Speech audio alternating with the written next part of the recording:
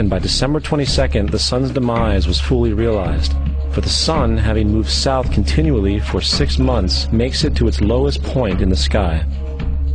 Here a curious thing occurs. The sun stops moving south, at least perceivably, for 3 days. And during this 3-day pause, the sun resides in the vicinity of the Southern Cross, or Crux, constellation. And after this time, on December 25th, the sun moves 1 degree, this time north, foreshadowing longer days, warmth, and spring. And thus it was said, the sun died on the cross, was dead for 3 days, only to be resurrected or born again. This is why Jesus and numerous other sun gods share the crucifixion, 3-day death, and resurrection concept. It is the sun's transition period before it shifts its direction back into the northern hemisphere, bringing spring and thus salvation. However, they did not celebrate the resurrection of the sun until the spring equinox, or Easter. This is because at the spring equinox the sun officially overpowers the evil darkness, as daytime thereafter becomes longer in duration than the night, and the revitalizing conditions of spring emerge. Now, probably the most obvious of all the astrological symbolism around Jesus regards the 12 disciples. They are simply the 12 constellations of the zodiac, which Jesus, being the sun, travels about with. In fact, the number 12 is replete throughout the Bible.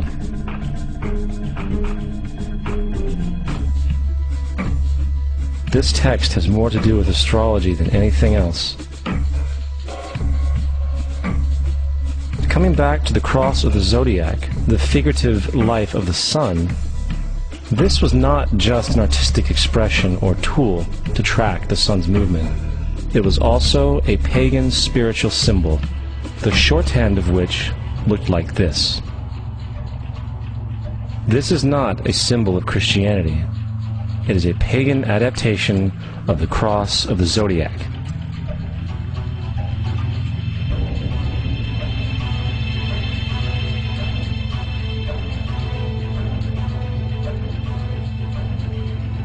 This is why Jesus in early occult art is always shown with his head on the cross, for Jesus is the Son of God, the light of the world, the risen Savior who will come again, as it does every morning, the glory of God who defends against the works of darkness, as he is born again every morning, and can be seen coming in the clouds, up in heaven, with his crown of thorns, or sun rays.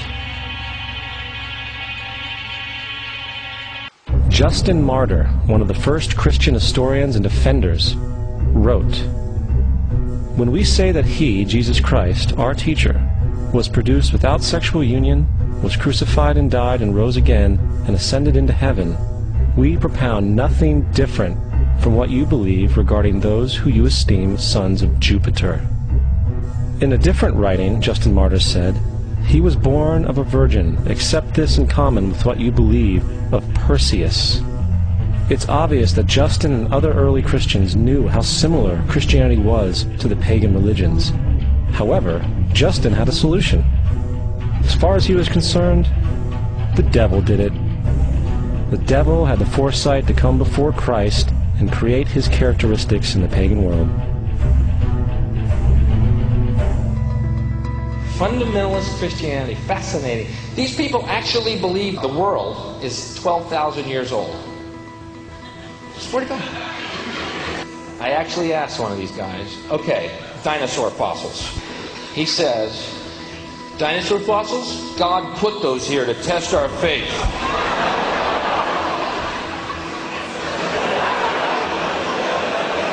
I think God put you here to test my faith, dude.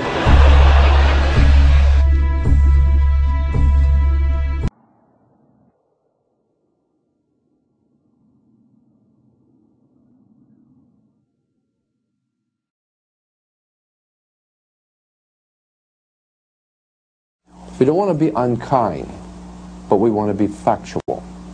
We don't want to cause hurt feelings, but we want to be academically correct. and what we understand and know to be true.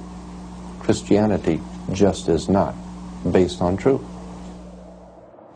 We find that Christianity was in fact nothing more than a Roman story developed politically. The reality is, Jesus was the solar deity of the Gnostic Christian sect. And like all other pagan gods, he was a mythical figure. It was the political establishment that sought to historize the Jesus figure for social control.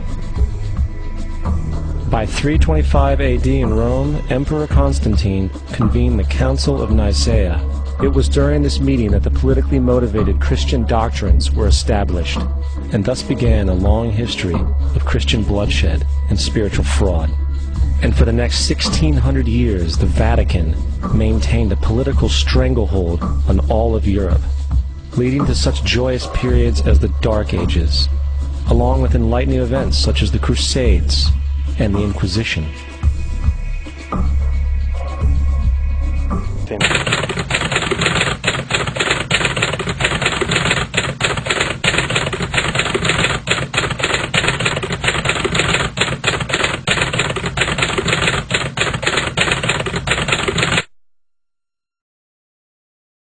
يا أيها الناس قد جاءكم